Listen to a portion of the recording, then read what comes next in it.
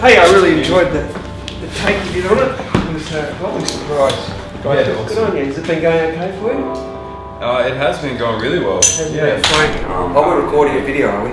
Yeah, is that cool? Yeah, well, we better not waste all the gold. Yeah. So thanks for coming and have a chat this morning, Tim. Pleasure. It's good to be in one of these shops above King Street. I wondered what sort of bohemian types lived up in these tenements. Yeah, totally. I used to visit them a bit in my younger days. Did you grow up in the inner west? No, I moved here in '87. You, I hear you grew up in, someone told me, is it Petersham?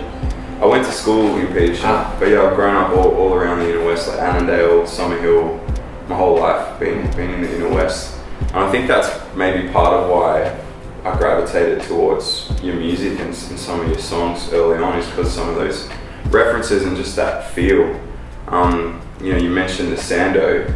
You might have heard recently that it's about to be turned into a putt-putt golf course. That's great. Yeah. Because mini putt-putt, I mean, that's the perfect day. You know, if you want to go and see live music, then you just go out to Badgerys Creek, about 11, get a plane to Melbourne, and go out. But it made me think, because I obviously preparing the cover of No Aphrodisiac, just doing a bit of research into the Whitlams and stuff. Mm-hmm. And you guys played a lot of venues around here that, we're sort of playing now and trying to come up in now, in places like the Annandale or the Sando. And, what were those kind of days like, that period of time? What would have been sort of early 90s? Well, it felt a bit lawless, which was good for rock and roll, because people would be spilling out onto the street. You'd still be able to drink on the footpath. Yeah. You didn't feel the police as much. You didn't feel like there were as many rules. And we just go to pubs and say, can we start doing Sunday afternoons? We'll just set up over there on the floor. So you were sort of creating the scene while you played in it. Well, I guess in our day, really, some of our first gigs were in places like Spectrum up on Oxford Street. But really, I guess like the first milestone would be the Annandale Hotel. Being West Boys, that's always been a kind of classic spot. And our first album launch was there. Mm-hmm. And I know the place has a lot. Same here. We did introduce you in the Whitlams. At the Annandale. Yeah, it's such a. Christy Hughes did a reverse strip. It's where she comes on in the nude and puts her clothes on. Yeah, you couldn't really imagine something like that happening now. Does everything feel a bit tighter to you? Absolutely. I think the atmosphere in New South Wales and in Sydney at the moment is very kind of constrictive, and you mentioned people drinking on the footpath and stuff, it's a real contrast to... No one ever got run over, yeah. And people still walk down the footpath. Yeah, everything continued okay, like the world didn't end. The world was fine. Our generation's kind of dealing with lockout laws and just a real kind of atmosphere of negativity and police presence and things being shut down and stuff like that. No, well, I'm interested to hear you say that, because it feels like that to me, but I think that might just because I don't have my ear to the ground. I don't know where the little bolt holes are. I don't know where people are having gigs to 40 people. I think things like that are definitely still happening, in warehouses in Marrickville and Sydenham and things like that. But as far as that kind of entry level for a band to get a foot in the door in the kind of live music infrastructure of Sydney, like it's it seems like a very kind of negative time, really. The important thing to do when you're writing in an environment like that is to not necessarily write diatribes against it or pamphlets, but to just reference it and to make sure that people get that feeling of environment from your songs, which I notice you are very conscious of yourself. I mean, you're often walking around this area thinking to yourself, aren't you? Absolutely. And that's what comes out of your mouth. I get that same feeling from your music as well, I was just doing the same thing 20 years ago. I wanted to chat, I guess, a bit about the cover as well, because obviously that's kind of what's brought us together. It was a big honour for us to have a crack at the song. How did you feel about it when you saw it? Someone sent me the link at about 11. Yeah. Because it was it was Friday. Yeah. And your style off was very quite respectful to the original. It hadn't changed that much, and I thought, it's a jealous song, that one. It doesn't let anyone change it. 3 chords and quite personal. What do you do with it? And then when you extended that note, I thought, here we go. He's gonna, and I really enjoyed it from there. Awesome. especially your the bit of the first part of the outro where you add your two verses and it starts loping along. Yeah.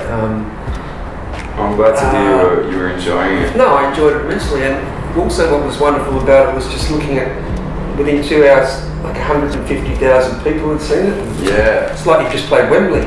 Well, I just played Wembley, and 2 hours later you played Wembley again. I mean, there's something to be said. 3 Wembleys that day. 3 Wembleys that day. It's a big day. And so I was glad to have written the song that was played at Wembley. 3 Wembleys that day. It's funny you mentioned, because when we first started messing around with it, trying to figure out how can we put our own spin on this, it was tricky. Oh, it's just so simple. It is a very simple song. When you write a 3-chord song in 10 minutes, there's not a lot. Is that how long the song took? Well, you know, the whole structure. There used to be, there's no activities there, like loneliness, Chris Abrahams and a bowl of scotch. Because I was in Longdown Street, 150 metres from here. Right. Chris is just behind Campos. Wow. And he went to bed and I just sat on his piano and did the first half of the song. The second half, of course, with all the lists of the versions, took a bit of crafting. Yeah. It's just a very simple thing, and so I can see why you really needed to actually add your own thoughts and words to it. Otherwise, you really wouldn't. It almost would have beaten you. Yeah, because it's just well, so you know, we wanted to flip it. We didn't want to just kind of imitate what you'd done. I guess we wanted to try put our own spin on it. And I'm happy with how it came out. And obviously, you know, really enjoyable for me to write my own lyrics to kind of draw on the themes or the story that's in the song and then try and reinterpret it and add to it is always fun. You had a therapist or a psychiatrist at one stage, aren't you? Yeah. It seems the things we talk about, problems, things that get uncovered when you admit that it's a little hunky-dory. Yeah. Sort of, that was your theme, wasn't it? Yeah, well, I love the way you've written it and it made it difficult to memorize, you know, the way that some lyrics come back and then they change and, you know, you've got sort of no aphrodisiac, and the list of things changes each time and stuff. You know, I think that's also a big part of why people love it so much, because it's such an entertaining listen and a real journey to try and follow. I like lists, yeah. And asparagus? What other things did you add in your list? Instagram. Well, that was an interesting thing to me as well. Was like that song doesn't, you know, it's not pre-internet, but it's definitely pre-social media. And it's pre-internet. Right. Oh yeah. So I I wrote it in probably '95, and I don't think I got email till '97. Right. So that was another really interesting thing for me, because I feel like the feelings and the story that's in the song would be a totally different experience to what someone now would be going through if they're in that situation. And that's why I wanted to name check things like Instagram or whatever, because instead of, you know, being separate or cut off from somebody and thinking about them but not being able to see them or interact with them or whatever, nowadays we have all these ways and means of interacting and seeing photos and images and stuff, but it doesn't necessarily stop the longing and that separation anxiety. And so that was part of why I wanted to add those lyrics as well, was to kind of bring the song into the 21st century, so to speak. Now, my daughter wanted me to ask you, she said, what's wrong with, we were listening to your album last night in the car, and she said, what's wrong with the cake? And I said, look, I'm not entirely sure. I've got a theory, and I can ask Solo tomorrow. I think someone's laced the cake, and the fellow is hallucinating, or he's angry that they've decided they can muck around with his mind. She said, what do you mean laced? No, she's only 12. I said, I think he's angry that someone might have drugged the cake, but I'm not sure. What's happening to the cake, please? That's an interesting interpretation. I like it. Is it Marie Antoinette, rather? Eat your cake and... No, I mean, it's got tones of that, but I guess Eat the Cake, the song's just basically saying that, you know, as a child you go to a party and the big centerpiece of the whole thing is the cake. And then as you get older, the party kind of loses its innocence and picks up, you know, a bit more hedonism, and there's some drugs and alcohol involved and whatever. And as a result of that, often the loss of appetite means that the cake goes completely untouched. We also liked, I think our favourite was Australia, track 2. Yeah, cool. It's a real slinky, it's got a good slinky feel, that one. It works. Who are you taking on the tour? We got a rapper from New Zealand called David Dallas, and a young kid from Canberra named Turquoise Prince, who's featured on our album a lot. And he's a kind of real up and comer. He's one to watch. He's got an amazing voice and can also rap and produce. And so, you know, for them, like for him, it's his first big tour around the country, and for Dave Dallas, it's his first time coming to Australia. You know, this is the first time we've ever taken a band on the road, so it's going to be interesting. Really? Yeah, normally it's just Addit DJing and myself. So how many you got on the road? There's 4 of us in the band, 2 in there, so that's 8. My tour manager, photographer, so there'll be like 10 of us on the road. I loved it. 29 is a good age to go touring solo. You're resilient. Yeah. And it used to be like you were out on the oil rig, because when I started doing it, we didn't have phones, and it was quite relaxing. It was as if you'd been on a desert island. Now, of course, you're connected the whole time. You're updating your fans with photos and videos, and in a way, it's a bit more stimulating now, I think, being on the road. How many weeks are you going out for? 8 weeks. Nice. So it's like 21, 22 shows or something. We get, you know, because you come home for Monday or Wednesday. Yeah. I used to love it. There's nothing better than a 6x6. 6 weeks, 6 gigs a week. Wow. And just have Monday off.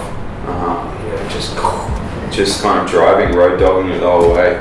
Well, yeah, because the only way to do that was to do Newcastle, Coffs and Byron on the way to Brisbane. Yeah. Or do, you know, Canberra, Wagga, Albury on the way to Melbourne. Yeah. You know, do all the country towns midweek and then do the capitals on the weekends.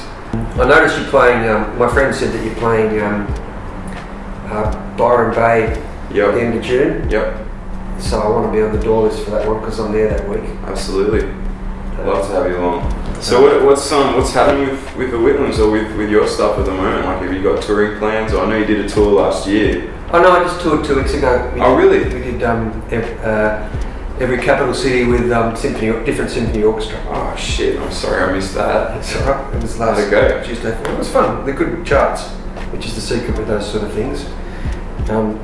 Jamie Messenger, who did all the Hilltop Hoods restrung, did 4 new ones for us. So we keep changing it a little bit. And we know how to do it now. You basically got to look really excited but play really quiet. Okay. It's quite a skill. That was fun. And we'll probably just go around the country again next May. I sort of did my 1,000 gigs in my 10 years, and now I like to just do little 2-month blocks. Yeah. And the rest of the time, just try and stay healthy and live till I'm 75, unlike all the other rock and rollers. Yeah. It's a dangerous profession. It is. If you can get in and get out with your liver and your kidney all in working order, then run for the light. It's an interesting thing to navigate for sure. You know, there's not many. I often say this to people. There's not many jobs in the world where you turn up for your shift and there's a crate of alcohol in the corner that you're supposed to drink while you're doing your job. I'd occasionally get very extreme and I'd say I'll only drink before the show. Because the band would, if I was going straight, you know, sometimes you say, okay, I'm just going straight for a while. And they'd call a band meeting and say, Tim, you're not talking to the audience very much, the tempos are too quick, you have to start drinking again. It was an intervention. You mentioned before, like, that, you know, no aphrodisiac sort of came out quite naturally and only took like 15 minutes or whatever. I've only had that happen once or twice in all the years I've been trying to write songs. Me too. Is that normal for you, or? No, I was just, oh, look at that. Yeah. There. Where'd that come from? Yeah. No, only a few times, unfortunately. Usually it's you know what it's like, you've got a short story and you slowly whittle it down and over 6 months and add the density. I mean, that's the great thing about hip hop is so many more people words. People are used to the words being really dense, highly wrought. 5 inner rhymes in a row. You know, it's a lot of work. You don't come up with that stuff in 10 minutes. That's writing a short story. Yeah. And so you get moments of inspiration, of course, but something as complex as a 4-minute hip hop song. So do you normally start with the lyrics and the words and then fit melody to it afterwards, or is it just kind of? I think I might be a bit like you. I mean, you seem to always have a theme. Yeah. I start with a theme, and then hopefully they come at the same time. Yeah. Then of course you might want to get away from your instrument and just write for an hour, just looking for 6 phrases. Yeah. Gee, that would rhyme with that. Yeah. It's a jigsaw puzzle, isn't it? Yeah, absolutely. And you've got to try and have 6 or 7 going at the same time, so you don't get bored with one. Yeah. Do you work on 6 or 7 at a time? Yeah. So the record we've just done, we kind of worked on. In the end, it was about 20-25 tracks, all kind of simultaneously. You make a bit of progress over here, and then you go over to this one, and some bits really elude you for a long time, and you finally get them or whatever. It's rare to just kind of knock out one and be like, okay, that's done, and move on to the next one. It's always kind of scattered thoughts all over the place. I just remembered when I was recording Eternal Nightcap in '97, didn't have much money. We recorded, and it was the last day of recording, and I hadn't finished the outro of No Aphrodisiac. Right. And the producer was Rob Taylor, and his boyfriend, came to pick him up. Said, "We've got to go to dinner at 9 o'clock. It's over." And we're saying, "John, just wait 30 minutes. I've just got to finish this list." And there were mini minors in it, and I don't know, Datsuns and all that. And I'm just going, that's stupid, you can't have a car and an aphrodisiac. It's got like 10 minutes to go, and I can try this. And awkwardness. And it was, I think the clock's sometimes a good thing. It would have been good if there wasn't a deadline. And this guy was saying, we're going to dinner in 12 minutes. But can't you see I'm recording a number 1 here? It wasn't a number 1, of course, it was just a stupid ballad with a list of things at the end. When you were making that song, that it would be a big deal or anything? No, of course not. But when it was finished, I thought it worked. Well, I just I'm so stoked that we got to have a crack at it, and it's really awesome to meet you. You too. Thanks for all the songs you've gifted us with. Oh, thank you for your stuff too. I've been enjoying it. Yeah, speaking of, I've got a little gift for you. Vinyl. I have a record on vinyl. Thank you. I've been trying to find Eternal Nightcap on vinyl. I've got it somewhere. I went down to Hum the other day and was asking old mate down there. I'll get you one in return. I think that. There's a few left somewhere. Okay, thank you. Now, do yourself a favour. Thanks, Tim. My pleasure. Thanks for the chat. Pleasure. Appreciate it.